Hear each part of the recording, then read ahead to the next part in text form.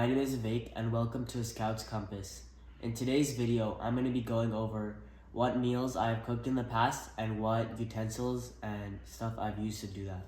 So in the past, I cooked pancakes and I used to measure the flour in here, and I use the whisk to mix it, and then I'd cook the pancakes over here, and then the measuring cups I'd use to measure the water for the flour. And then for burritos or quesadillas, I also cook the tortillas on here, and then I'd use the can openers to open any cans, like canned bean, canned corn, any of those things.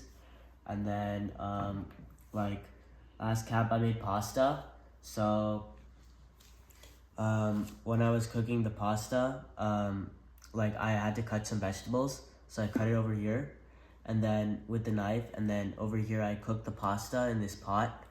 And once I boiled the water and cooked the pasta, I used this to strain the leftover water, and in here I cooked I heated up the sauce, the Alfredo sauce, and I mixed in the vegetables that I had. And this is oven mitts, so we use this all the time, if we ever need to touch any of the pans.